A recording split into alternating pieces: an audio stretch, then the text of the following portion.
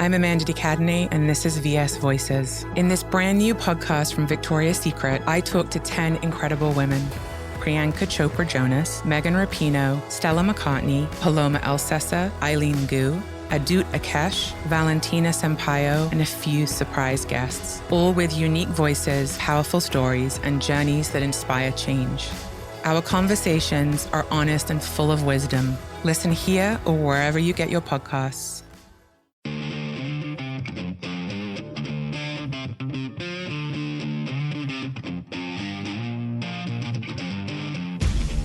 Lock and load. This is Steve Deace. The Steve Deace Show. And we're happy to see all of you. I forgot. I almost said we're back. We're back from 21 hours ago. How are all of you? Greetings. Happy Friday. Welcome to the Steve Deace Show. I am Steve Deace, and I am confused. Todd Erzin is here with me. Are you confused? No. You're good? Okay, I'm good. Good, because I might need you to take it from here. Erin McIntyre is here as well. Our good friend Julie Kelly from American Greatness is here. She'll be joining us here shortly. For the Deace Group, let us know what you think about what we think. You can email the program, steve@stevedeace.com. That's DEACE. Like us on Facebook. Every now and then you'll see hashtag Facebook approved takes, and that's where I need to present you information that Facebook does not want you to see, but I have learned that if I present it to you from the regime's narrative, I can post just about anything I want. So whenever you see that, that's typically why that is there, or I'm just really in a snotty mood. Hashtag Facebook approved takes. You can also follow me on Twitter at Steve Deace Show, and look for me on MeWe, Parler, Gab, and Getter as well. And then look for clips of the show that are free to watch, also free of big tech censorship. When you go to rumble.com/Steve Deace Show, again, that is rumble.com/Steve Deace Show. Want to put out a public service announcement, if I could, please, for members of the Loudoun, Virginia School Board. I want you guys, if you don't mind, to be sort of a test case for us. Because I've seen in my own family, both, I've used Sweat Block myself. My teenage son has used it too, right? I don't sweat as much as he does anymore. He's younger. And now he's looking at me and he's like, what is wrong with you? Why am I so much hairier than you? These are conversations you wouldn't have to worry about having all daughters, Todd. Okay? I don't. Yeah. I have other conversations to worry about. Yeah. Yeah. Well, I have those too, because I've got two of those as well. Yeah. He's got a deeper voice and more hair than me. He is a freshman in high school. And he likes to remind me. He likes to let me know about that too. So you don't have to worry about that kind of, tug of war between you and the boy in the home. You have to worry about that. He's stepping, isn't he? He's stepping. He is. But I want him to step at least a little bit. Well, you gotta want it. Yeah. That I want him to, to be step friendly, but then there will also be a line. Do not step across, right? Okay. But if you are a member of the Loudoun County, Virginia School Board, I've often wondered, because I've seen Sweat Block work, if in we had some horribly hot days here in August during Aaron's paternity. I was out traveling with the family outdoors most of one of those days, used Sweat Block, and it worked tremendously. I've often wondered, though, we like to put the clients we endorse on this show, we like to put them to the test. I mean, I'll often use the products before I even have a chance to talk to you about them. And yes, there have been times where I've gone back to salespeople and I said, I don't think that product's that good, or I didn't like it, so let's not discuss it. That has happened. But here's the thing with Sweat Block. I've seen it work within the heat and humidity of the hottest day in August in Iowa. I've seen it work for public events where maybe you might get a little sweaty or those lights get hot. But I have often wondered, would Sweat Block hold up in hell? And since several of you look like you're bound for there, I'd like you, if you don't mind, over there at the Loudoun County School Board in Virginia, take advantage of this promo code now. So you've got these and you're ready to go. If you go to sweatblock.com, use my last name, Deace, as your promo code, you'll get 20% off right now. Might want to stock up. All right. It might take several applications where several of you look like you're going. Okay. Sweatblock.com, use the promo code DEACE and get 20% off. For the rest of you, not bound for hell like the Loudoun County, Virginia School Board, Sweatblock, I promise you, will work for you where you live just fine. All right. 20% off today. And they don't just have those antiperspirant wipes. They've got their own deodorant. That's great. They've got deodorant lotions for some of those more sensitive, swampy regions, if you know what I'm talking about. All right. So try it today. 20% off anything you want at sweatblock.com. Use the promo code DACE. And with that public service announcement out of the way, it is time for the Day Scoop.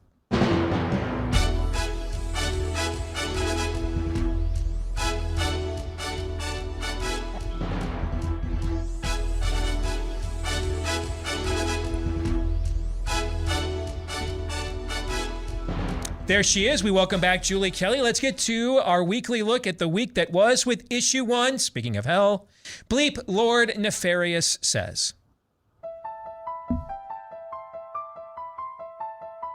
The thing is, we're like going so fast. Like I feel like I'm missing. Do you think that's a problem that your news network lies? Well, I don't. Dude, what did they say? They lied and said I was taking horse dewormer. First of all, it was prescribed to me by a doctor. Yeah. Along they with shouldn't have said it was a bunch of other medications. If you got a human pill, because there were people that were taking it, the veterinary medication, and you're not, obviously. You got it from a doctor, so that it shouldn't be called that. Ivermectin can be a very effective medication. Ivermectin is a drug that is commonly used as a horse dewormer. So it is not a lie to say that the drug is used as a horse dewormer. That's correct. It is not approved for COVID, and you're right. I mean, the FDA even put out a statement saying, basically reminding people, it was a strange sort of message from the FDA, but that said, you're not a horse, you're not a cow, stop taking this stuff. Let's be clear. Vaccination requirements should not be another issue that divides us. How long do you think it will be until it's safe for vaccinated people to once again be indoors without a mask? It's always tough to predict that. The president wants to make fundamental change in our economy, and he feels coming out of the pandemic is exactly the time to do that. Medical leave and the rest. The Build Back Better is 3 baskets. It's climate, which we spent some time talking about already, health, jobs, security, and moral responsibility. Well, we know that federal law overrides state law. Do you think you need to do a better job at messaging and going forward? How do you sell this if ultimately you have to? Well, I think you all could do a better job of selling it, to be very frank with you, because every time I come here, I go through the list. Family medical leave, climate, the issues that are in there. Barack Obama chose black and he's biracial. I'm like, well, congratulations to the president. That's his thing. I think that's fascinating considering his black dad was nowhere to be found, but his white mom and grandma raised him. But hey, you do you. What? So that is undoubtedly a black face, whether or not she knows it, but it is most definitely not a black voice. For 37 minutes, Dave Chappelle made jokes at my expense. Tone-deaf jokes like that can get us murdered. Tone-deaf jokes like that call for our murder. You guys are big proponents of voting rights. Why do you still sell ice cream in Georgia? Texas, abortion bans. Why are you still selling there?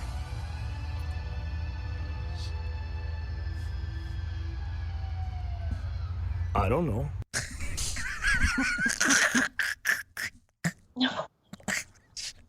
I love that video the second time I saw it, even more than the first. All right, Julie, as the guest, and also because chivalry is not dead here, so ladies first, what was the best of the worst that Aaron highlighted this week and why? I'm going to go with anything that comes out of Jen Psaki's mouth. She really is such an appropriate face for this administration. She just oozes evilness. Obviously, she has struggles with understanding our Constitution. So I'm going to go with Jen Psaki's clip. Not sure which one, but let's go with the one that says, "As you know, the federal government overrides states' rights." So that's basically how this White House views the rest of the country, states that dare to defy them. But this is a hard choice because that was quite a clip of clownery that you guys put together. Well done. Unfortunately, we do this every week. It looks like this. This one was pretty tame, actually. Yeah, I actually, when was the last time I laughed at one of these? By the end, but normally we get to the end, I am cutting myself or somebody else. That's normally what is happening here. All right, Todd, go ahead. Nancy Pelosi. Speaking of saying the quiet part out loud, you fellas in our media are not doing your jobs. Yeah, but she does that quite a bit. Well, she's 80. 80-year-old people just kind of blurt things out like that. She promises you in her every action. She owes you nothing. She wants to be a queen. She hates the fact that we live in a republic. We don't. Like, what? Yeah, there you go. Like, why aren't you just doing what you're told, plebes? I'm the special one. I'm the one from the master class. I say what goes. And look at that press. I mean, my goodness.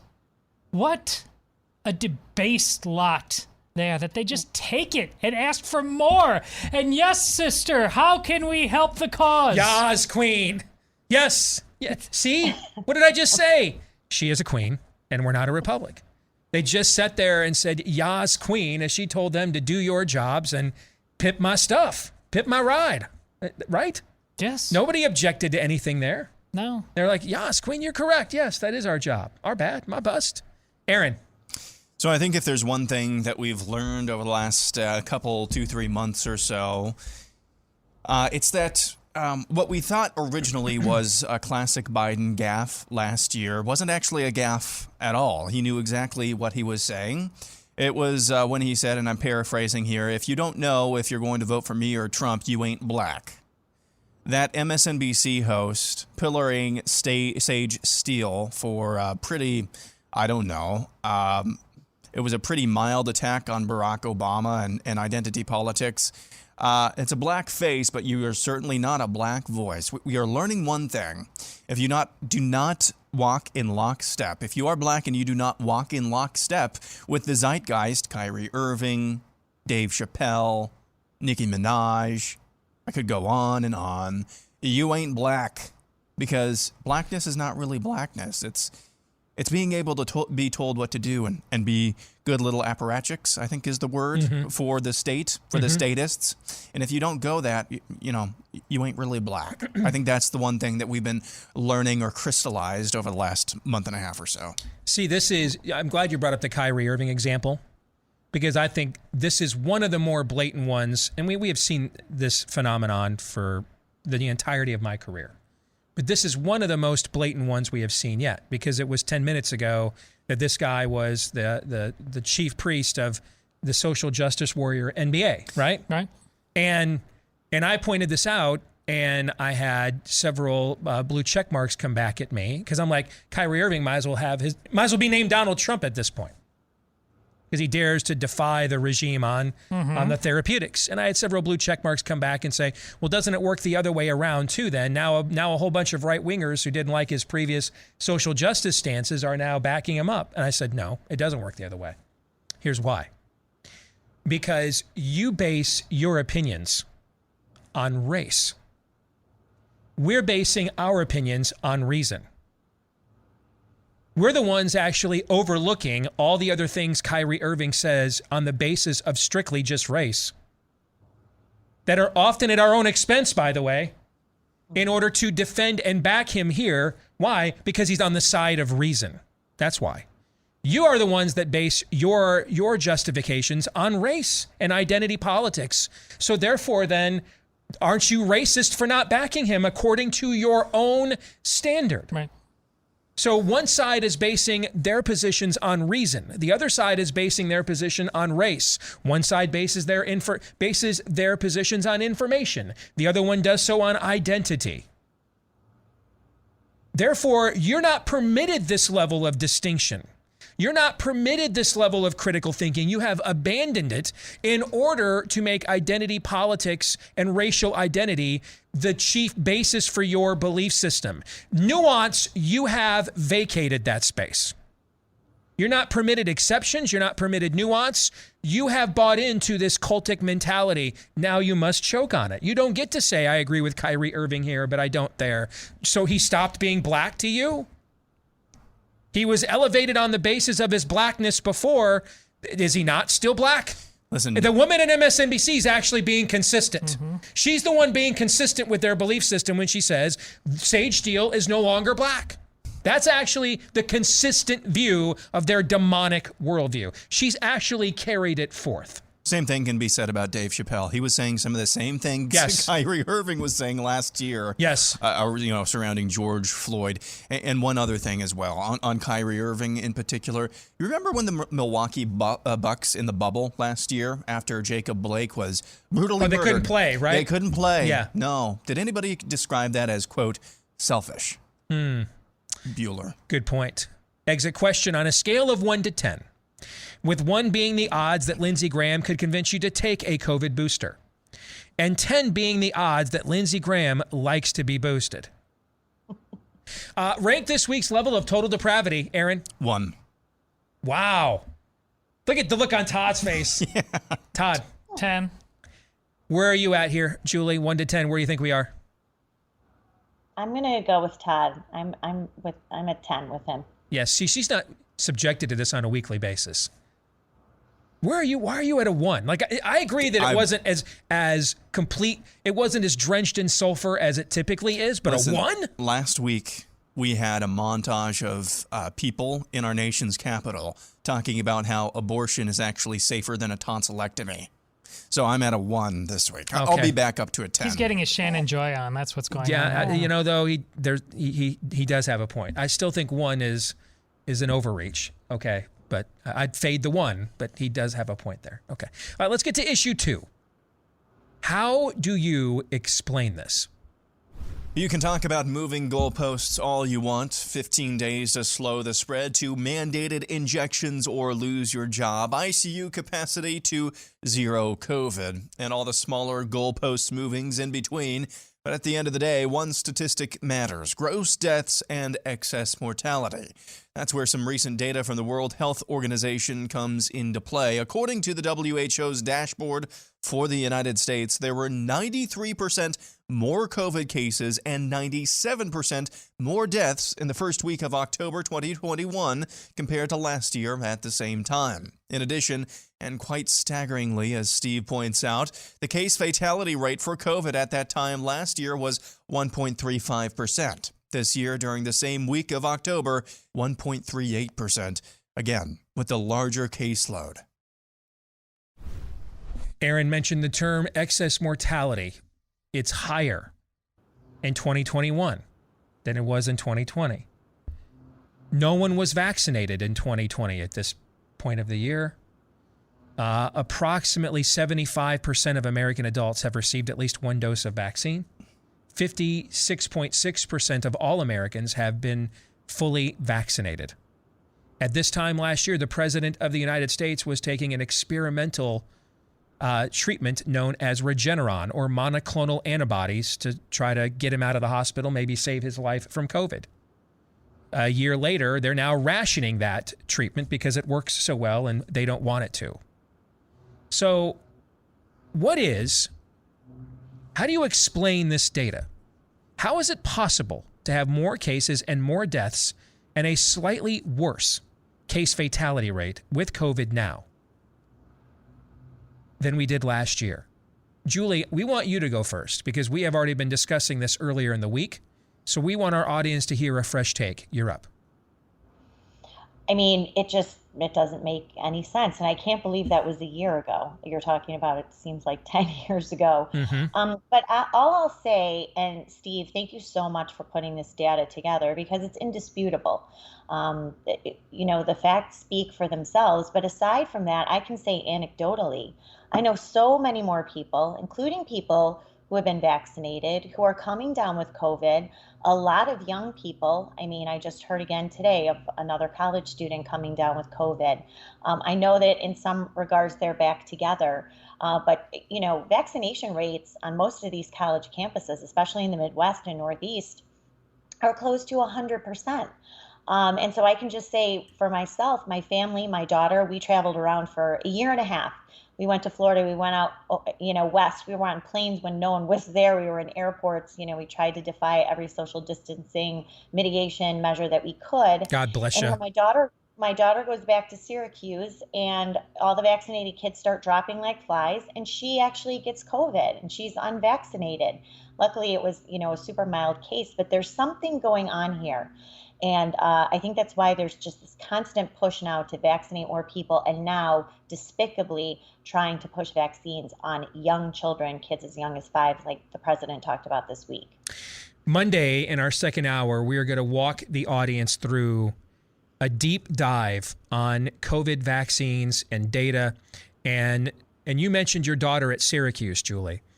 This would have been pre-seasonality in the North, meaning that a bunch of kids at Syracuse University got COVID during the downtime while it was actually the Sun Belt wave that was actually going on down south at that point in time. Right. And if you look at a lot of these northeastern states that are also the highest amongst the most vaccinated states, they're leading indicators of where they are at already with cases and hospitalizations and ICU when this week actually began the seasonality in the North. We're just now starting. Those are ominous leading indicators for what the rest of the winter may look like. And I hope I'm dead wrong, because if I'm right about this, a lot of people are going to die. I would prefer to be sitting here and the vaccines are great and we hit herd immunity and the Delta variant was on the wane and the northern seasonal wave was nowhere near what happened in the Sun Belt with these low vaccination rates. I want to be sitting here in early and mid-March having that conversation. I'm just warning people, though, the indicators heading into this event, as you experienced, Julie, with your own daughter, do not look good. But I guess we'll play the game out the next few months and find out for ourselves. That's right. Todd. Well, Occam's razor says it's obviously the vaccine. Why? Why?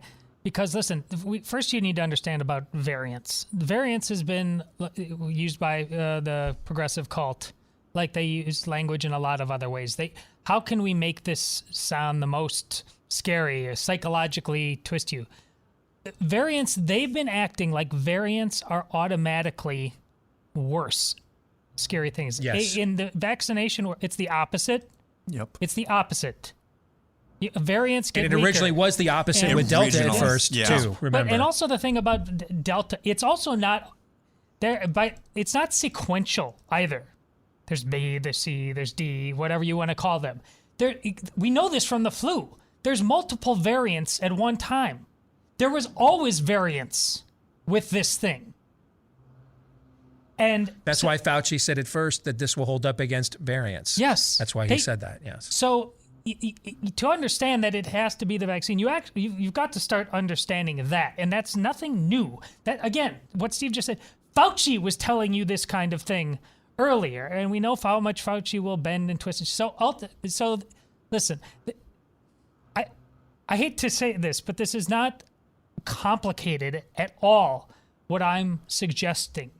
It's really, when you apply Occam's razor to this thing, we know the vaccines are wearing off. So at the very least, we are in this world now where they're not going to eliminate this thing. So then what makes it stronger and what makes it, as Steve has pointed out, and what I've been looking for, start to dip down into different age demographics? There's nothing about our understanding of normal epidemiology that does what is going on here. It is the vaccine. And we'll go into more of this on Monday when we have a lot more time. But there's two things that would cause what you think you're seeing. And there is plenty of data to indicate you could be seeing that it could be happening what you think you're seeing. Okay, two things would cause this, and they could even work symbiotically for a third option, which is a little bit of both. One would be a designer virus. One would be a designer virus bioweapon where variants are concocted and contrived so that attempts to mitigate them actually strengthen them to escape those attempts and become worse. That would be a form of a bioweapon. That would be one. Yes. But even if it's not a bioweapon, that exact phenomenon can happen within the natural world via what's called a leaky vaccine. And we'll walk you through what that looks like on Monday's program. But this is where the vaccines now deteriorate from an efficacy standpoint to the point that they create what's called antibody-dependent enhancement. And they no longer start blocking the pathogen when it enters your body. They start binding it together so that you're actually carrying higher viral loads.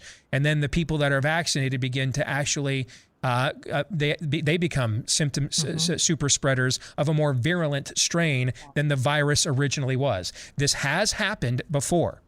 And it's happened as recently as 2015 and 2019 in other vaccination attempts. If you look at something called Merrick's disease in chickens, for example, we'll go into this more in depth on Monday. But there are two things that can happen that can fulfill what you think we are seeing. And there is data that shows that you can make that educated guess without having a dogmatic view about vaccines one way or the other now. That's why northern seasonality, Aaron, is so important. Because we had a control group during the Sun Belt wave with all these low vax southern states, right? Mm-hmm. Well, now we're going to have the highest vax states in the country that have been vaxxed for months leading up to their seasonality. And so we're going to see in real time whether the vaccines hold up against their seasonality or not. Precisely. And I hear a lot of rebuttals. It's not even a rebuttal. It's just kind of a gut instinct programming response. Well, we were told the Delta variant was worse, and here it is.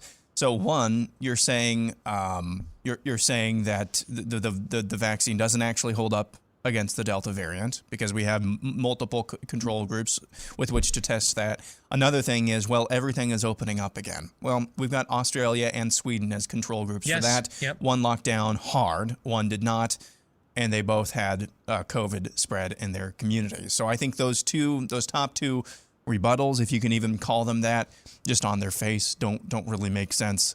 I think the only thing that makes sense to me, though, and it's starting to become more apparent to me, Francis Collins, at the very nascent stages of the Delta variant, he said it in a way that was an expression, but might have been a Freudian slip. This is a completely different virus. I am not totally sure how we are actually testing for the Delta variant. Mm-hmm. How do we differentiate that from the original strain? So one, it could be, hey, China just, I don't want to go there yet. I believe this is a designer virus. The original one was. It was designed to be most virulent, and it was designed to spread easily because they were trying to develop a vaccine to combat a wide array of coronaviruses, which they have stipulated, they being the epidemiological community for decades or at least years, has stipulated that this would be the cause of the next great pandemic, was a coronavirus. So that, combined with immune systems all over the world, millions and billions of immune systems around the world targeting one specific protein, you've got a lot of things. You got a lot of variables there in play that you're just not going to be able to keep track of, and it's going to be, you're going to have some unforeseen things happen. So I think in some way, shape, or form, this is a completely different virus that we're dealing with right now. Completely different. I've got to wrap up here, but completely different in the sense that it is different from what we saw before. Exit question quickly: if where we are with COVID 1 month from now, we're a Van Halen song, which Van Halen song would it be? A, Feels So Good, numbers will be improving. B, Running with the Devil, numbers will be worse. Or C, Ain't Talking About Love. Whatever happens, it probably still won't be good. Todd. Ain't Talking About Love. Julie. And I put the Van Halen in for you, by the way. Go ahead. Okay, yes, thank you so much. So Yes. you guys, since you didn't list any songs off of 5150, which is the greatest Van Halen album, I'm going to choose my own, which is called Summer Nights, one of my favorite tracks on that album, because what's going to happen, as you said, Steve, is what happened in the summer in Florida and other places will be replicated in the Midwest and Northeast. So I'm going with that. Or you also forgot Source of Infection on OU812. So you could use that, Steve, on Monday. That is an impressive answer. It's the Shannon Joy. She doesn't answer the question, but Shannon always says, "I don't know the songs you're talking about." Not only does she know, she sees you and raised friggin' top rope. That is awesome. Aaron, where you at? See. See? All right, that was a boss play, man. I got to give it up. We'll come back. More of the Deace Group here in a moment. What really happened on January 6th? We will discuss that next.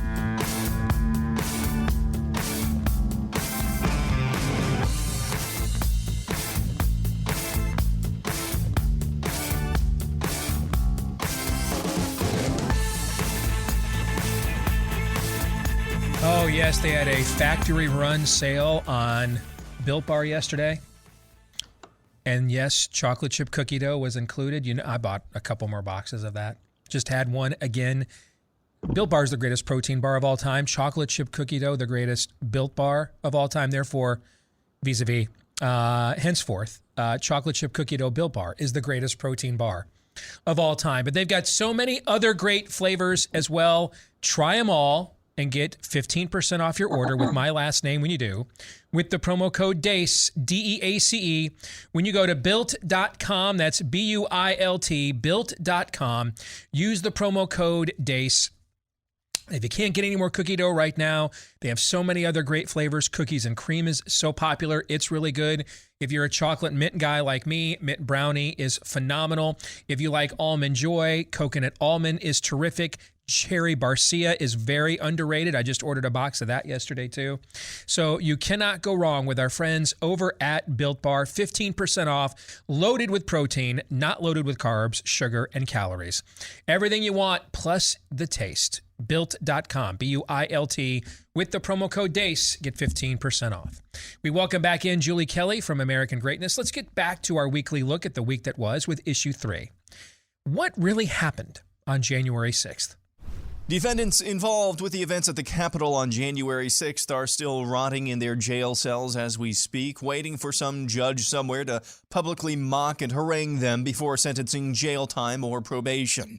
This week, one of the bigger stories surrounding the January 6th narrative is the treatment of said political prisoners, many of whom we know have been in solitary confinement for months. This week, however, U.S. District Judge Royce Lambert held a D.C. corrections officer and jail warden in contempt of court and asked the Department of Justice to investigate whether inmates' civil rights are being abused. The move stems from that judge finding out that defendant Christopher Worrell had broken his wrist in May, had been recommended for surgery in June, but the jail still hadn't allowed him to get that procedure. After the judge learned last week the surgery still hadn't happened, he ordered the jail system to turn over medical notes to the U.S. Marshals Service so they could move forward with and approve the medical procedure. By Tuesday, the D.C. jail still had not done so, so the judge held the aforementioned corrections officers in contempt of court. Just a small glimpse into the misery of the January 6th political prisoners. So, Julie, we want to basically turn this segment over to you because you have been the watchman on the wall here from the very beginning. You've been the trailblazer blowing up this narrative. And following your stuff, I got to tell you, sister, I don't even know how to comment on it sometimes. I get so mad reading it. I mean, this is some real Soviet Hugo Chavez political prisoner level stuff. I read what they're doing. I just want to hurt people, you know? So I'm like, I probably shouldn't comment on this right now.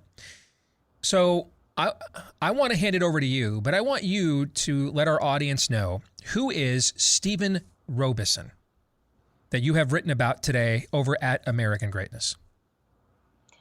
So my piece today picks up on this continuing thread from the Whitmer kidnapping case and how that really is revealing the very strong likelihood that the FBI played a central role, especially with these so-called militia groups, on what happened on January 6th.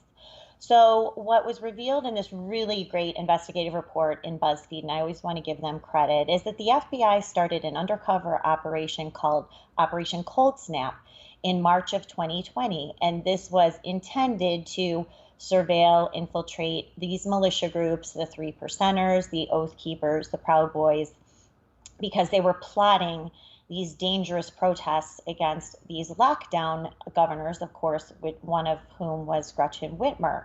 So they've infiltrated these groups. That was the ruse to do it. So on June 9th, 2020, as the country is trying to recover from nationwide rioting, looting, destruction, death, etc., A man named Stephen Robeson held what was called the National Militia Conference. Now, who would go to this, right? I mean, it's called the National Militia Conference, but he is harassing people across the country to attend. And so he holds this conference in Dublin, Ohio, which is a suburb of Columbus. People unbelievably show up and go. They see that there are feds all over the place taking photos of the people who are there. What they don't know at the time is Stephen Robeson himself is a fed. He's a decades-long FBI informant. This guy's a real winner, let me tell you. He is a convicted felon several times over. He's been charged with sex with a minor, robbery, burglary, forgery. So, of course, our United States Federal Bureau of Investigations thought he would be a great guy to pay to be an informant. That's our man. Yes. Go ahead. I'm sorry. Yes.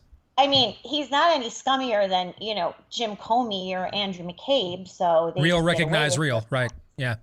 So he held this conference. So this was a way to lure these people, unsuspecting people most of the time, into organizing protests and what he called political violence.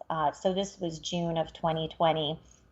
Now, he also, remarkably, because this is what you do when you're a paid FBI informant, he started a chapter of the Wisconsin Patriot 3%ers. So he is using this ruse of a 3%er group. Now, these are groups that the FBI considers dangerous, extremist, right-wing militias, which it now appears more and more that they are just a creation of our government, informants, and the FBI. And so they lure all these people into it. They start these Telegram chats, or they start encrypted messaging chats so they can, have evidence against these people. They have photos.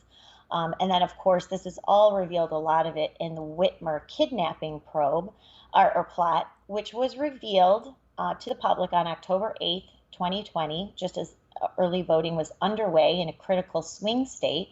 So Gretchen Whitmer gets to have this very dramatic press conference blaming Donald Trump for these people trying to kidnap her from her vacation cottage in Michigan. Joe Biden weighs in, talks about, the dog whistles and the through line from Donald Trump to these hate groups. So this is as voting is going on. So this is the FBI in 2020, again, interfering in the presidential election. But here's what's happening, you guys. Here's what was happening at the time. It wasn't just Michigan. They were spread out to other cities, Cincinnati, places in Indianapolis. They actually were trying to lure another man into organizing a plot to assassinate and kill Ralph Northam, the governor of Virginia. And this is what these informants and their FBI handlers were discussing, the very same people who concocted this bogus kidnapping plot that was revealed, a month before Election Day in 2020. This is really dangerous behavior. But you can really draw a line between what was happening in 2020 leading up to January 6th, and just raises more questions about what the FBI was doing before and during the protest and how they infiltrated these groups. Now we know, because the New York Times reported, that there were informants in the Proud Boys and that they were communicating with their FBI handlers on the ground that day.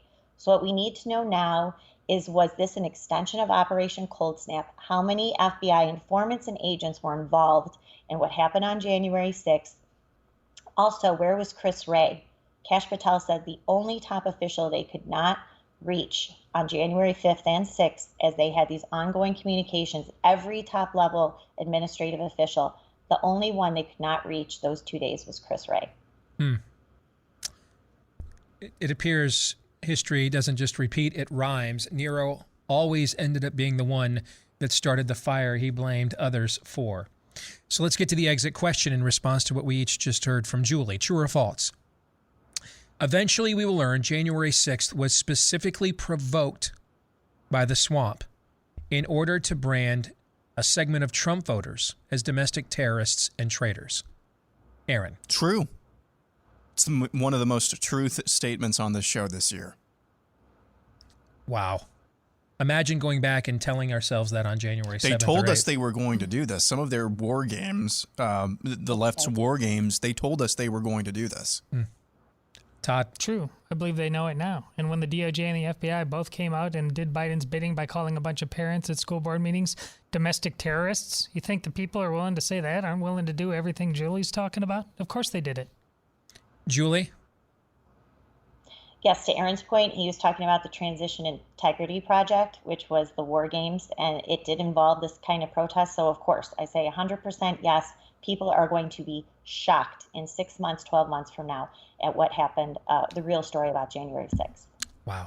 All right, before we get to our kicker topic, because I think we need some kind of segue before we go to something totally frivolous, which is our kicker topic this week, let me tell you about our friends over at Rough Greens. It is the supplement powder that you mix in with your pet's food. And with that one simple act, you've probably restored for your dog the vitamins, minerals, and nutrients that were stripped out the minute your dog's food left the factory. Same reason they do it with the people food. For mass distribution, long shelf life. And that's why we humans, we're taking so many supplements these days. Well, now there's one for your pet. All right. Now, how do you know, though, that your pet will like it? Well, a good way to find out is if we give you that first 14-day Jumpstart bag for free. On us, you'll pay for the shipping, so you've got some skin in the game. We actually want you to try this, not just, put it in a drawer on a shelf. Try it, see if your dog likes it. If you don't see a difference in your pet in 2 weeks or less, just go to roughgreens.com to take advantage of this offer. RUFF is how it's spelled. Roughgreens.com. Get the first 14-day Jumpstart bag for free at roughgreens.com. Or give them a call at 833-ROUGH-DOG. All right, let's get to our kicker topic, issue 4. So the question is, will you watch? Netflix has announced this week it is rebooting That 70s Show as That 90s Show, including the original parents. So Red is coming back, but they'll now be brought back as grandparents. What show from your past would you like to see rebooted as an updated sequel? Todd, I'll go to you first. I shouldn't say this. I'd speak it into existence and then it would, but MASH is one of the greatest pieces of television of all time. So like move forward to say a Vietnam or even, well, like the first Iraq War or something like that. Or we'll call it Lockdown. And this is supposed to be entertainment, Todd. I know the man who drinks vinegar for fun thinks a show about lockdowns is a friggin' sitcom. Well, one of the greatest show of all time was about the Korean War, so it can be done. All right. There's comedy in there. Fair. All right. Aaron? I don't really Todd know. Todd comes out with lockdown. If this really fits your definition, if you meant specifically for sitcom, my wife and I really miss Live PD. That show was a lot of fun, especially during the summers when people get particularly crazy, and it's 3 or 4 hours every Friday and sometimes Saturday nights of just following cops around doing their jobs. Yeah, we called it Cops when we were kids. That's what Cops is coming back, though. Is that coming back? Yeah. Bad Boys, what you gonna do? They were both canceled because racism last year, and now it's like Live PD never existed. You can't find any full episodes online, like anywhere. All right, so you want more modern criminals to be taken down and humiliated for your entertainment. Yep. I like that. What's more American than that? Indeed. Like actual American. Well, except we're soon to be the criminals, given the conversation True. we just had. All right, Julie, what's yours? It's a tough choice. I'm going to go with The Love Boat. Wow. That's Come going... on, think about it. We need that kind of schmaltzy, like cheesy American entertainment. We don't have that anymore. You know what I loved about you picking that? Is way to remind us you're actually still a chick. I mean, you do all this like ballsy coverage and hang with the guys, and then we go to her, what show would you like to see updated? And she's like, The Love Boat. I love that play. I was going to say Knots Landing, too. That would have been another chick play. Boy, now you're speaking my mom's love language. My goodness, she loved that show when I was a kid. Yes. It was great. All right, let's get to our predictions. One second. Is 70 Show what you're going to watch? Is that your selection? No, I just thought it was an interesting story. Oh, okay. You know what I would do? Here's what I would do. I would do Lost. But I would update it into what happened as an updated sequel with Hugo takes over the Ben Linus position as running and overseeing the island, right? So what happened between it's Ben, it's Hugo, and there's a third person that is involved in their crew. Oh, it's Walt. Oh, yeah. Yeah, Walt, Ben, and Hugo who end up overseeing the island. And so what happens now that they're in charge. That's what I would do. I mean, watching the show again with my youngest daughter, we're on the final season. I mean, the show is just, it's brilliant. It's just masterful. All right, let's get to predictions. Todd, go ahead. Well, I'm on a sprint now until November 2nd. My prediction is that there will be a lot of domestic terrorists voting in school board elections on November 2nd. Yep. All right. From your lips to God's ears. Go ahead, Julie. Go ahead. Just overall prediction for next Prediction week. on anything you want. Yep.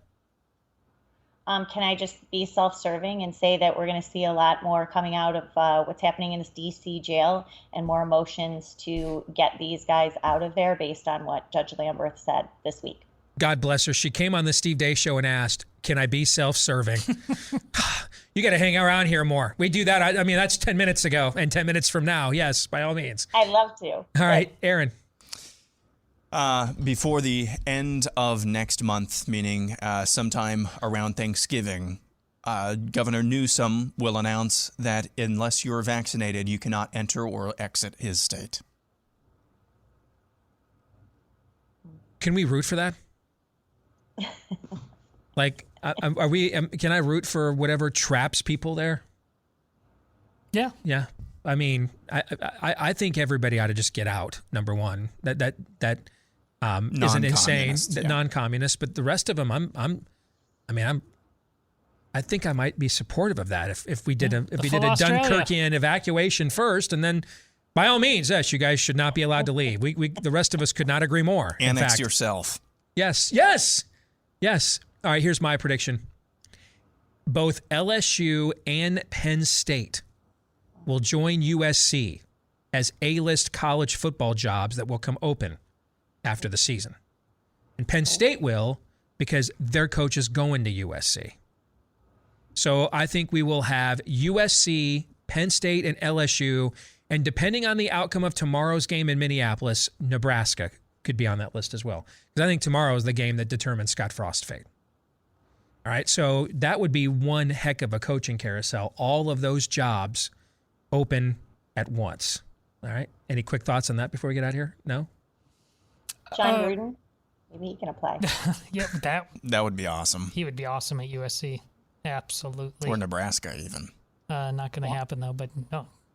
That was just, look at 100% from Julie Kelly today. I know, man. Total stud. She nailed it. You Not bet. that we doubted it, but Julie, we got to go. Good to see you as always. All right, take care. Thanks, you guys. So much fun. You bet. Thank you. We'll come back. Feedback Friday is next with Hour 2, live and on demand on Blaze TV, radio, and podcast. Stay tuned.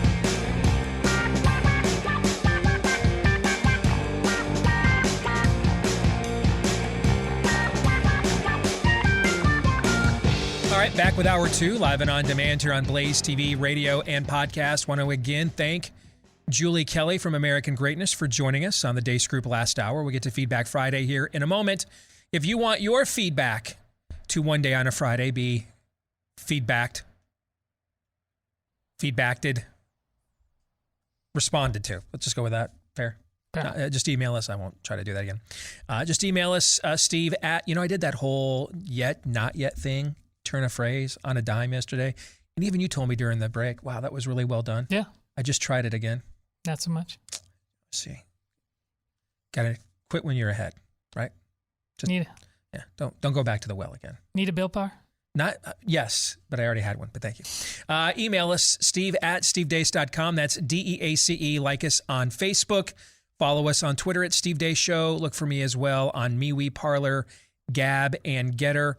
Chances are, if there's something that we have talked about regarding COVID on the program that is not linked on my Facebook page, it's probably linked over at MeWe, Parler, Gab, and Getter. You can also get clips of the show as well. Rumble.com/Steve Day Show. And for those of you that rely on the podcast as a way to tune in, we thank all of you so much. Thousands of you have left us 5-star reviews. Have hit subscribe or follow for us. Please consider doing that if you have yet to, because those things help with the algorithms, help with us growing the show. Thanks to all of you that have done those things for us already. So just how much equity do you have in your home? How about we don't find out the hard way? When you become a victim of home title theft, this is where you go to access your home's equity, or someone else has already accessed it without your permission, and then you find out when certain things start showing up in the mailbox a homeowner never wants to see. How does this occur? Well, a lot of our home titles are kept online in databases these days. Cyber thieves and scammers, they're perusing these, constantly looking for what they assume to be high equity homes. Once they dig in, they get access to your home title by forging your signature on what's called a quick claim deed to make it look like you've sold your home to them, and then they have taken a hold of your equity. Don't let that happen to you, because unfortunately neither your homeowner's insurance or your mortgage lender can protect you. But this is what our friends at Home Title Lock do, protect you from home title theft. And if you want to see if your home title has been tampered with or remains in the free and clear, we'll give you a $100 value for free today. It's called a complete title history of your home. $100 value for free today when you go to HomeTitleLock.com. Again, that is HomeTitleLock.com. You just gave me a thumbs up. I gave Todd a thumbs up. Oh, okay. I wasn't sent sure. him a text message. Okay, I wanted to make sure I didn't miss something. Contents will stay off the air. For that. So that means it's good. Yeah. Yes. Okay. All right. Let's get to some Feedback Friday. You guys ready to go? Yes. All right. I aim to stand in truth as best I can. I am with the United Airlines, and given legal involvement, I'd like if this email gets mentioned my name, not specifically referenced. So it won't be. I just found out about the temporary restraining order issued against United Airlines. That is great news, but regardless of the ultimate result, I, myself, and friends I have at other airlines are prepared to fight for truth and willing to sacrifice our multi-million-dollar careers. My wife and family support all of us, or support me, and they're standing firm with us against the spirit of the age. We have done our best to educate ourselves. In my case, my wife is a public health PhD, but thank you greatly for you and your team's efforts to seek and speak truth about this virus and these vaccines. With everything I know and following fervent prayer, I cannot, nor will I, violate my conscience or my catechism as a Catholic, and that which gives particular insight that, quote, a human being must always obey the certain judgment of his conscience. If he were deliberately to act against it, he would condemn himself. Yet it can happen that moral conscience remains in ignorance and makes erroneous judgments about acts to be performed or already committed. Apparently that's a 1790 stipulation in the Catholic Catechism. He put that in the email. Did you know this? Well, not specifically, okay, but it doesn't surprise me. All right. He says, I'm a former 14-year Navy pilot, an Iraq war veteran, and despite no longer being on active duty, I will continue to honor my oath to support and defend the Constitution, but ultimately and primarily to do my job best in following Christ. I am just one soul, but I have friends who I have evangelized to start reading the Bible and getting more involved in the church and the community after a near 26-year stray from faith and the righteous path. I started coming back to God towards the end of last year around Thanksgiving. I don't know why it was on my heart tonight, but I wanted to write you guys in the hopes of providing more positive encouragement that there are fighters out there when you're up late at night and concerned. I don't know in the end if we will turn the tide in our nation, but my will is strong, and our Lord continues to show me his grace by strengthening it. God bless all of you guys there at the Blaze. Thank you for that note. It is very encouraging to us. And a friend of mine sent me a text recently that he had gotten from an airline pilot friend of his. And the text said, a lot of these airline pilots are ex-military. They know what's going on. Because when they were in the military, they were trained to fight this stuff. These were the belief systems and worldviews that they enlisted and were mobilized and were willing to take arms up against. So they recognize all of these signs, and they understand that they could very well be the last line of defense before this gets to us at a very granular level, and that they're talking amongst themselves and are like, we'll shut the whole damn thing down if we have to. We're not doing this. We recognize what's going on. And just as we signed up in our previous enlistments to take a bullet for the average American's freedom, we're doing another tour of duty here. I don't know if that's true, but it does kind of sound like it could be, doesn't it? Mm-hmm. Oh, yes. Undeniably so. Do you off the top of your head remember that number 17 what from the cafe? 1790. 90. Okay, I just want to make sure I follow up on it myself. Yes. Yeah. I mean, yeah, these guys are also. If you're a pilot too, you know you're not. You've likely gone through officer training of some kind, if not flat out intelligence training. So I don't. Again, I'm just. It keeps popping into my head. What Steve just suggested is an Occam's razor thing. I mean, that's what we are down to. I know the world, on one hand, it does seem crazier than ever before, but the crazier it gets, the more obvious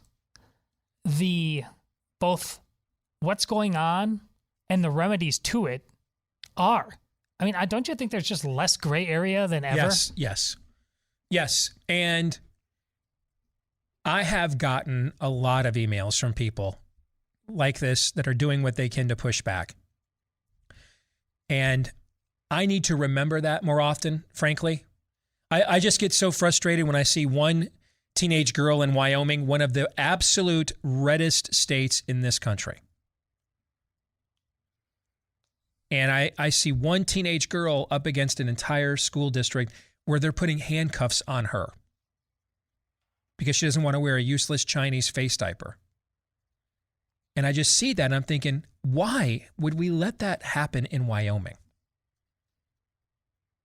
Because it's not happening to us, we're letting it happen. And I just get so frustrated when I see this, because if you live in a place like that, you have all the power and leverage to act. We just have to act.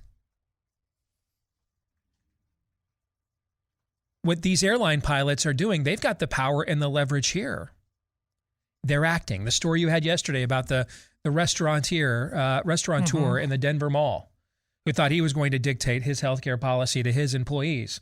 They got together and said, no, you're not. And now he's backed off, right? Yeah. So in a place like Wyoming, you have the numbers. If you get together, your kids won't be wearing Chinese face diapers anymore. But you got to get together. And sometimes I got to remember, not everybody's motivated by negative reinforcement. See, I am. I am motivated by being challenged. I'm motivated. I was the new kid in school constantly. Nothing was ever good enough for Dave Days. I operate best and I have to prove myself mode.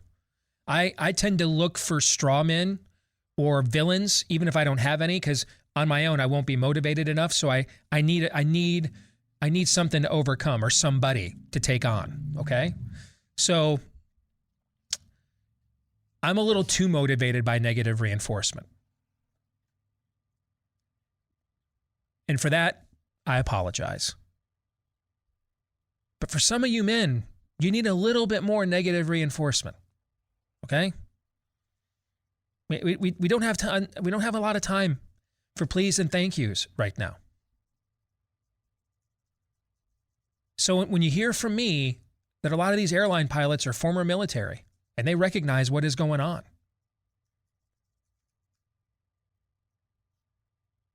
You look at the conditions in the sky and you know whether it will rain or whether it will storm, but you don't know how to read the signs of the times. Brother, listen to me, please. And now it's Friday. We're heading into the weekend. People are in a good mood. Let me try this with a more positively reinforcing tone. Brother, they're never sending us an all clear, not even in Wyoming.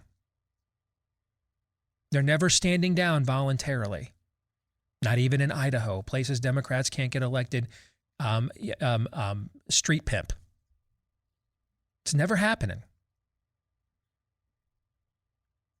Just like God said to the Israelites, I have given you the land, but you must go and take it. You have the data, you have the information, you have the rule of law, you have the Constitution, you have the numbers, but you must go and take it. You must refuse to let this go on. You have to get together. We're just sending our kids to school without masks from now on. That's it. That's it.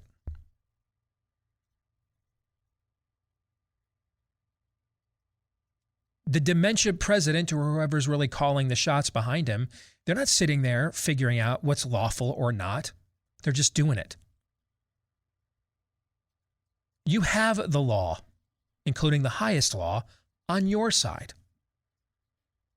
Look at the power exhibited by those who act on lawlessness by just doing it. Is it not reasonable to surmise that those who just act on the actual law would have even more power, right? But we have to go and do this. It won't happen on its own. You got to do this. You were put on earth for this, my friend. My man, you're selling yourself short. This is the stuff that makes the blood pump. This is the stuff that makes life worth living. This is what makes it worth fun. This is why we were put on this planet, for these sorts of things. Not to mark time and punch a clock. This is what gets you out of your midlife crisis, man. This is what stokes some of those old fires. Then you start realizing, I don't know, wife looks pretty good. What's she doing tonight? This is why we're here, guys. I'll never forget, remember the video last summer in the Hasidic Jewish community in New York? Do you guys remember this video? Yeah. And when the fathers, did any of these guys look like they were going to be on American Ninja Warrior? They did not. No, man. Bunch of old Hasidic Jewish guys just show up at parks in New York City with wire cutters and pliers and just take down the chains and let their kids into the playground to play. Do you guys remember the looks on the sons' faces? Yeah. Like the unadulterated, just pride, joy. That's my pops. Guys, how long has it been since your sons have looked at you like that? Don't you want them to? Be the man you were created to be. Step in the role you were designed for. All we got to do is show up. History and history's author will take it from there. But we got to show up. These airline pilots are showing up.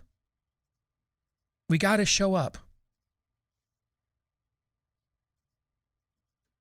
I'm sorry that the old transaction of conservative media, I do a show, you buy my books, you listen and you support my advertisers. And then we just sit around every 2, 4, and 6 years and vote for as many Republicans as we can. Man, that was a great business model for a long time. I was on the consumer end of that business model most of my life. I was the guy listening, buying the books, voting GOP. We made so many people so much money doing that for so long. And it also allowed us to outsource this so we could still live our lives. Wouldn't you love to go back to those times? I would. I'd take them tomorrow. Because we also had occasions where we still came together as a culture and enjoyed things without politicizing everything down to the molecular level all the time, right? Mm-hmm. But do we live in those times now? No. No. To continue to act as if we do is going to take us in the end to the dead end road of history's fork in the road, to the dead end part of it, the dark place. Those days are gone. That sort of transactionalism between content provider doesn't work anymore.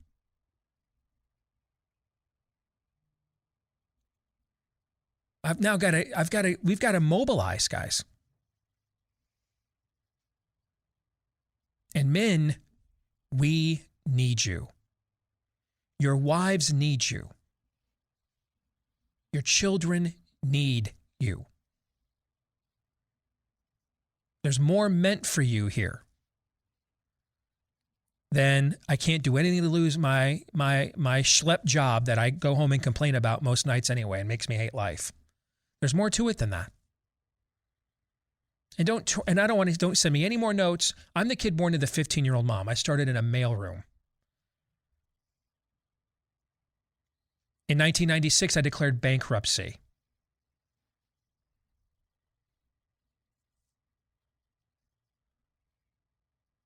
It's a miracle my marriage has lasted as long as it has.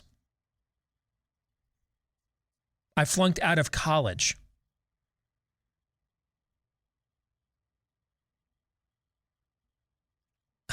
I finally made it, then walked away from a job with a guaranteed income, not knowing that it would ever I'd ever end up where I am, and it took me 10 years to get here after I did that. I've been on government cheese. Don't tell me reduced lunches.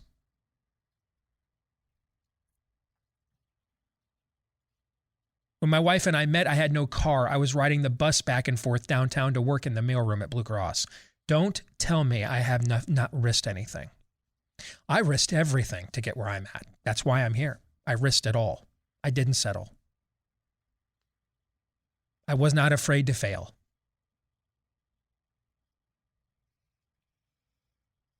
So I'm not asking anybody to do what I myself have not done.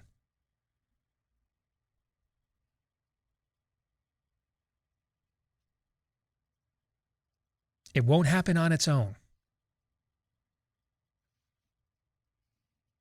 But it will continue happening to us on its own unless we happen back.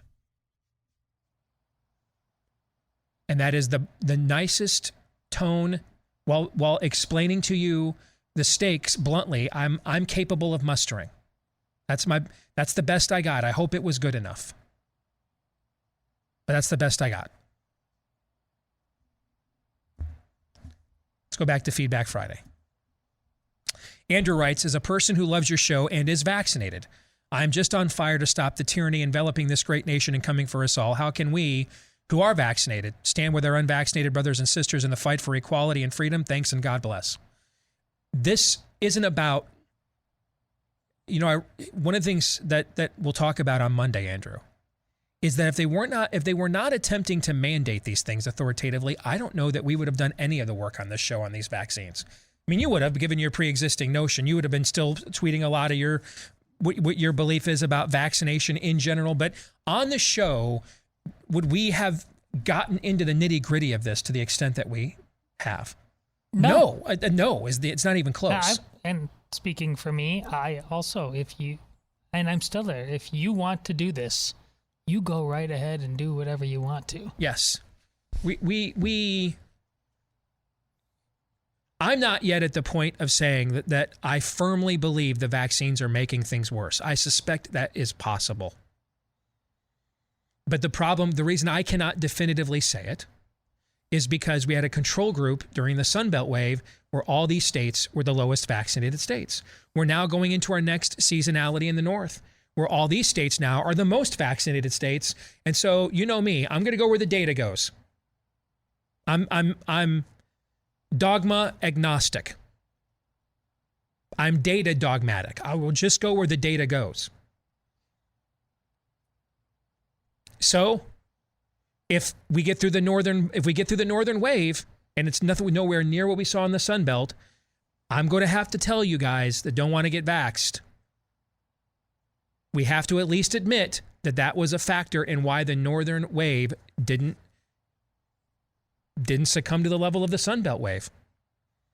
And so we'll have to change our arguments now about what is the safety of boosters and reoccurring injections, as opposed to the argument that they're making them worse. We'll have an answer. Now, it may not turn out that way. Then we'll have another answer and another discussion. But this should be about, what decision do you get to make yourself? Because these things don't stop transmission. They don't. That is unequivocal. That's not even debatable. If you're vaccinated, these vaccines do not stop you from spreading the virus to other people. CDC even admits this. And they admitted it back on August 5th, 2.5 friggin' months ago on national TV. So, Andrew, to answer your question, that's why there's no moral or ethical justification for mandating these things on any level whatsoever. If you got vaccinated, you did that for yourself, either for your clinical severity, given your healthcare situation, or because you felt you needed to, because maybe you're around people that are immunocompromised, or you did it for to provide for your family. But whatever reason you got vaccinated, it was solely out of your best interests. It did not serve the interest of the community at large. There's nothing stopping you from spreading this virus, no matter how many shots of Pfizer and Moderna you have received. Period. Fact. So therefore, since you can spread it whether you're jabbed up or not, there's no justification for mandating these. None. No medical or ethical justification at all. That is something, Andrew, we should all agree on. That's the focus of our Faucian booster chapter. That's the focus of our pledge that is still available right now at stevedeace.com. Because the efficacy and safety concerns of these vaccines should be totally separate from public policy. That in the way our system of government is supposed to operate, we should never have had this conversation on this show. We are being forced to have it, however, because our system of government is not working the way it is supposed to.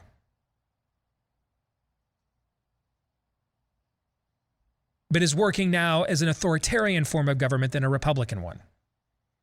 And that should bring all of us together, brother. I hope that answers your question. Thank you very much for it. You guys want to add anything to that at all before I move on? No, I'm good. It's excellent. Okay. Where to go next? Let's go to this one from Andy Johnson. A pathological liar is defined as a person who is diseased with the inability to recognize the truth, or pathos. In the original Greek refers to disease, and where we got our word pathogen. From logical comes the word logos and refers to the study of or the knowledge of something. So a pathological liar is someone who is diseased with lies and untruths. A compulsive liar is someone who has the ability to recognize the truth, but gets off on making the lie larger every time they get caught. Once their lie has been discovered, they will find the thrill of being caught so intense that they must tell a larger, grander lie in order to get that dopamine adrenaline hit that their body craves. A sadistic liar is someone who lies at the expense of life being altered or taken, and takes great pleasure in the misery and death of others. A sadist is usually classified with psychopaths and sociopaths because the only environment in emotion that they get, or the only enjoyment in emotion that they get, if any, is at the expense of other people. So with all that being defined and said, and I love these definitions, are you guys okay with them? Yeah. I mean, I think they're phenomenal, Andy Johnson. All right, so then he says, with all that stipulated, how would you classify Anthony Fauci in particular and other prominent government officials that you've mentioned on your show before as being branch COVIDian cult leaders thus far?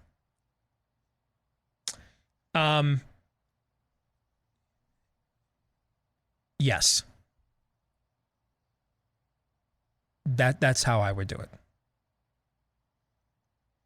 I think here's how I would define it. Now I'll just go with Fauci specifically, then let you guys go. I think he is inherently a pathological liar, as you defined it. I think because this is a dynamic and ongoing, sustainable process, it has reduced him it has added to the effect of him also being a compulsive one in order to maintain the pathological lie or lies. Meaning he has to keep renewing them, keep fantastical, redefining them over and over and over again. And then the ultimate outcome of those two actions is the sadistic aspect that you have defined. So I would say he is inherently pathological, situationally compulsive, and the result of adding those two things together, given his station and the level of calamity, is it results in him also being sadistic because of the damage that's been done. What do you think?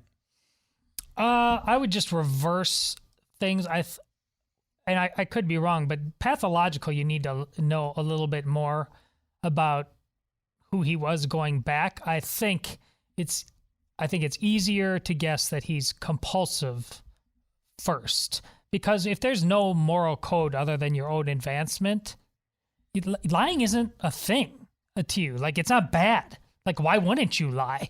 And the bigger the lie, if it makes you feel better, you lie. So I think it's compulsive first. Now, and compulsion over time may snowball into pathology. Because again, that definition, not being able to tell the difference, I think he can tell the difference. That's my guess. But I could be wrong. So I think it's compulsive first, possibly growing into pathological, and either way, satanic. Yeah, my inclination is, because I do think Fauci knows the real truth. He knew virology and immunology. I mean, look at the New England Journal of Medicine piece back in February of 2020. Or maybe it was late January. I can't remember. Late February. He knew what was going on. He knew virology and immunology. And yet, so I would say principally he is a compulsive liar. I would agree with Todd. The next step is pathological, but the father of lies is Satan. So I would say this is all, again, it's all sadistic. I do think, though, in the more practical definition of sadistic liar, there are moments where I can see in the body language of some, Fauci included, they really enjoy the power that they believe they have. Mm. And that, to me, smacks of sadism. If you have been struggling with too much chronic pain, this is the stiffness, the soreness, the achiness. Usually you find it in places like your back, your knees, your neck, your shoulders that just won't go away. I mean, it's there as soon as you get up in the morning, the first time you try to move around, etc.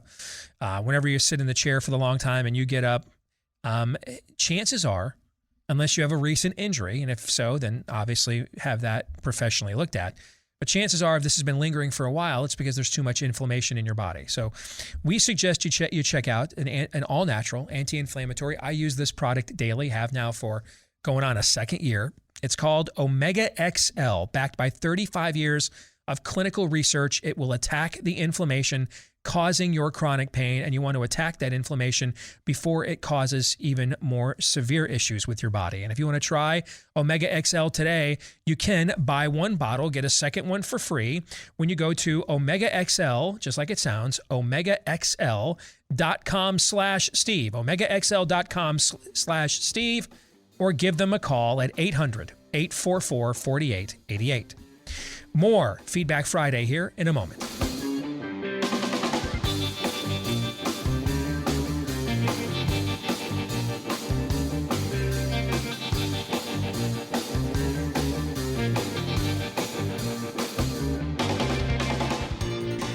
Well, it's not winter time yet. And of course, if you live to the south of us, it's grilling season all year round for you. And if you want some of the best grass-fed and grass-finished beef out there, pastured, pork and chicken, wild-caught Alaskan salmon, and you want that direct to your door, helping family farms become financially independent outside of big ag. If you're looking for that, then you're looking for our friends over at Moink.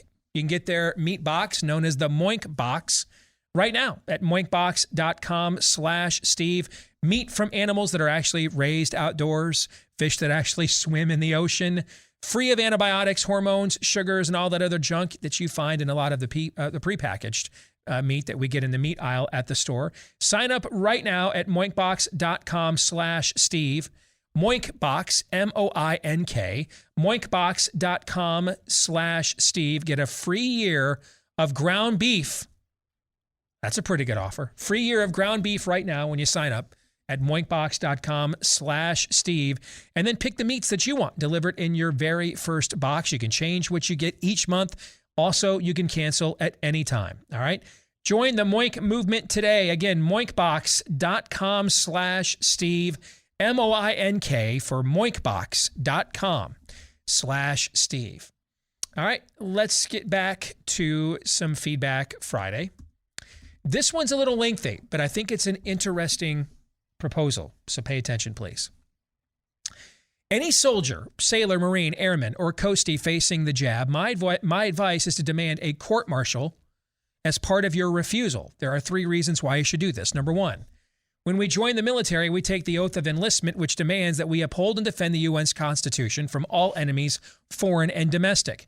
I shouldn't have to explain that we have domestic enemies of the United States and the Constitution now operating within the U.S. military. If you take your oath seriously, then you reason enough to take this fight to a legal battlefield where we might be able to resolve this conflict peaceably. When I was deployed to Afghanistan, I knew there was a possibility that I would face death and never see my family again. I think as soldiers, we all have to face that possibility. I never had to contemplate the consequences of a court-martial. Can I pause here? So I'm getting emails from people that live in Idaho, that our friend Dr. Ryan Cole, who was appointed to his local board of health there in Idaho, that the state board is now coming after him. And here's how I've responded, and this may surprise some of you. Good. In fact, we like clarity, right? Yes. Sure. So we didn't put Ryan Cole on this show as many times as we have because we think he's a quack and a nut job, right? Mm-hmm. Did we not just say on our show last week, what would you pay to give Peter McCullough an hour one-on-one with Anthony Fauci? How much would you pay for that pay-per-view? That'd be the most important pay-per-view in the history of America, and no close second. This is why I was shocked that they brought Sanjay, the Spirit of the Age allowed Sanjay Gupta to go on Joe Rogan's show. It was only going to be a loss. It was only going to be a loss. It was just a matter of what mood was Joe Rogan in that day? And so how many feet did he want to curb stop him up in the backside with? There was never going to be a debate about whether it was going to be a curb stomping. It was just a matter of how many feet Joe Rogan wanted to break off in his backside. Mm-hmm. We should be, if you live in Idaho right now, pray, Lord, have the Idaho Board of Health come after Ryan Cole. Formally, a formal inquiry. You want that. Give us that sunlight. We want that showdown. Let's have it. We'll see you at Mount Carmel. Thank you. Or Pocadillo. Wherever that stuff happens in Idaho. I don't know. Maybe there's a Mount Carmel, Idaho. Wouldn't that be cool if it happened there? But these are the conflicts we want. We're being denied these conflicts. And I think that's the gist of the rest of the note I'm about to share. Force the cockroaches out into the light. Man, I want to see Ryan Cole present this evidence in full view. They tried this with is it Scott Jensen in Minnesota, the state legislator? They've tried it with him now, not once, but twice, and gotten their asses kicked both times. We want this. This gives us the platform to actually ask the questions. We want this dispute. Luther didn't nail 95 Theses to the door, not wanting to have an argument or debate about them. That's why he nailed them to the door. Now, he had no idea the Pandora's box he was opening up, but he did it to provoke a debate. That's why it was called a disputation. We want this debate. And I think that's what this gentleman is saying here. Did you want to add something to that really quick? Oh, for sure. Listen, way too many of us think about that we're just the loss, and anything we can do to avoid the loss is what we will do. Right. And then we will play. It's like then we play that safety game. Great point. Yeah. And here you must listen. Joe Rogan, for example, this could be the thing that makes the target on his back even bigger, ends up getting canceled. It could, but in that moment, the win is so obvious, which is, again, why when people blanch when I say, when you're talking with somebody who believes in abortion and instantly goes to the so-called hard cases, instantly you morally, yes, no exceptions, right. But you feel like you're dabbling in black magic by tactically saying in that opportunity, you avoid that moment and you refuse to say, okay, you and I are king for the day. We get to solve this forevermore. I'll give you the 1% of the hard cases. You give me the other 99%. I don't want to give them that 1% because that's also immoral. But tactically, do any one of you believe that they're going to take that? And in broad daylight, they're going to admit it's all a scam. Exactly. All of it. You need to be better at the game. Call That's the what question. Steve is telling you. Yes, and I think you just articulated, maybe this is what I haven't articulated well enough. A lot of you, too many of you, how do I avoid losing? Yes. How do I avoid losing a job? I walked out of the highest rated mid-market radio station in America, the highest billing mid-market radio station in all of Clear Channel at the time, now called iHeart. I walked out not knowing, having a clue, with young kids. This was 2011. My oldest, who's now an adult woman, was 10. Single income. Single income. Wife didn't work. Stayed at home, homeschooling the kids. Walked out of there not knowing where this was going to end up. Why did I do it? Not because I was trying to avoid a loss, but because I was trying to find the win. Because I thought the loss was if I wake up one day 10 years from now and the regret I will feel that I didn't take this chance, that I didn't know how far I could have gone, how much I could have won, how much more I could have done. Prevent defenses, man, only prevents you from winning. That doesn't mean there's never a time for prudence. And I've had to learn that over the years. One of my radio mentors taught me the lesson that we are called to be called to be martyrs, but we don't have to walk up to Caesar and say, do you mind if I fall on that sword for you? Okay? I have a tendency to do that. Okay?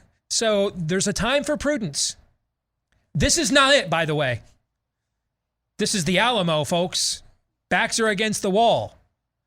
This isn't a time for prudence. This is a time for principled action now. And I think you just articulated maybe what I've been struggling to say. And the way that I have framed it maybe has come across to some of you that I'm not sensitive or cavalier to what you may lose. Because in my mind, I'm communicating from the framework of here's how we can win. Not losing is not winning. There's only winning and losing. Mm-hmm. Not losing is not winning. No one wins. No one's done anything great in this world ever, in any endeavor, by playing not to lose. No one has. Never happened in 7,000 years of recorded human history. Nothing great has ever been done by playing not to lose. Nothing has.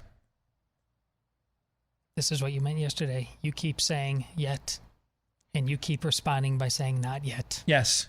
Yes.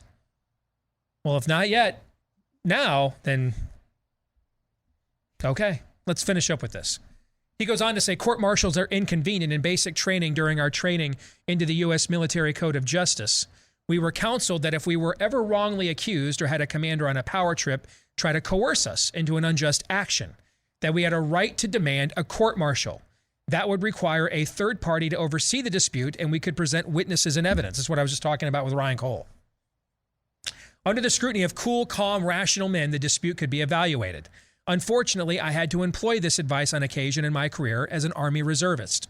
Fortunately, every time a wayward commander was faced with the possibility of having to try to explain his logic before a tribunal, they would back off and the unjustified counseling documentation would disappear. Plus, court-martials are inconvenient for everyone. They cost money. They require JAG lawyers to get involved. As a defendant, you would have the right to call material witnesses. Witnesses like Tony Fauci, Peter Daszak, Frank Collins. Certain inconvenient emails could be subpoenaed. A sufficient number of these court-martials might even attract some media attention. Expose the truth. Court-martials become official military records. So to conclude with my advice to current active duty soldiers, I recommend that you continue your fight to defend the Constitution. Demand a court-martial. You may lose in court. You may be dishonorably discharged. But here's one thing I know. If you don't fight, you have no chance to win. That is from Staff Sergeant Jonathan Gedge, disabled Afghanistan vet. To that end, on Monday on this show, just to show you again, I'm not asking anybody to do what I'm not willing to do. I told you last year when my state was one of the first to reopen that I think it's safe. And so that very first week, I took my family to a restaurant, did I not? Right. Yep. When states began to reopen, right away, I went down and visited Texas before the offices of the Blaze were even reopened. Correct. Did I not do that? Yes. All throughout the whole step of this process, have I not tried to lead by example? Have I not, after all, if I don't believe my own data, why would I expect anybody else to believe it? Right? Right. Right. So, on Monday, we are going to launch a new battle at COVIDstan.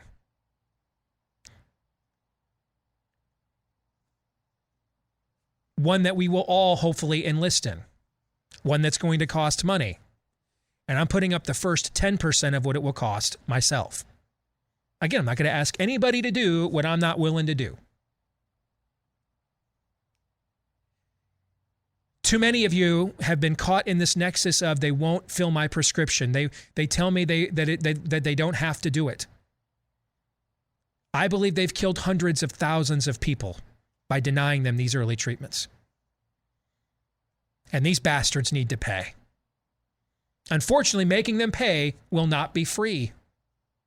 We will have to pay to make them pay. Just like, outfitting the military, all those state-of-the-art weaponry. None of that's free, right? No. Heck, are the soldiers free? No. No. This won't be free either. But we have the absolute perfect client to launch at this system. A veteran, a Marine, charged with protecting a president at Camp David, deployed into the hot zone in Somalia, family man, former family farmer, former political candidate, former talk show host, meaning that he knows how to make these arguments. He's made them all. He has served this country with distinction. He's run for office. He won't fumble in front of scrutiny. He knows how to debate, knows how to argue. And brother, he still looks like he could give you 20 pull-ups right now. Well, they just did this to him. He was a proud man. It took a week of being on his back with COVID before he finally reached out and asked me for help. I got him, with connections I have, a prescription of ivermectin in about 24 hours. None of his local pharmacies would fill it.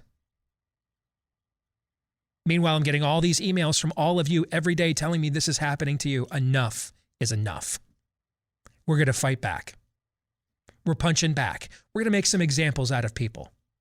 Some of you dweebs need to be reminded of the order of things. The law of the jungle will be reinforced. Some of you dweebs in your lab coats think because of social media, you can do certain things to people and treat certain people a certain way and not have to face getting punched in the mouth for it anymore. You're about to find out you're wrong about that.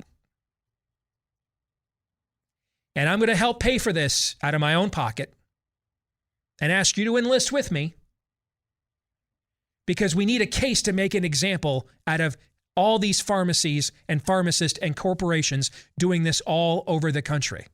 So Monday, you're going to learn about this. And we're going to launch this on Monday. Why? We want the smoke. We want the discovery process. Exactly what Sergeant Gedge is saying right here. We want the openness. Why hasn't Joe Biden signed his executive order yet?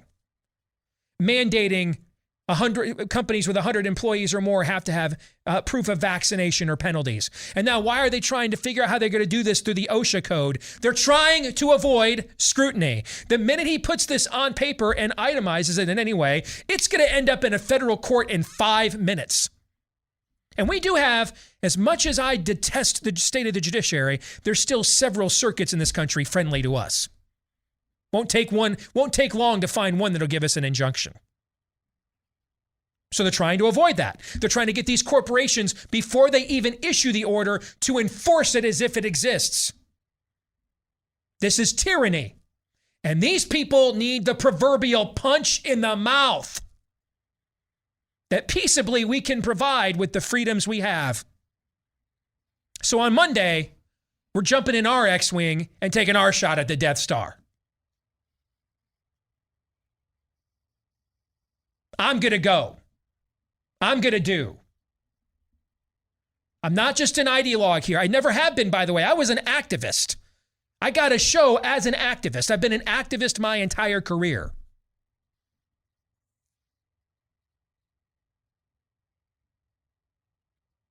So we're going to go and we're going to do. Excellent email, Sergeant. Thank you for your service. God bless you, brother. You guys have any final thoughts? Yeah, to all you out there in response to that, what's your excuse? That's it. Ask yourself that. Do something. Do something smart. But you have to do something. Repeat what I said yesterday. Can one person make a difference? That's not the question. Yes, one person has to make a difference. You can make that difference, but you have to make it. Have a great weekend. John 3:17.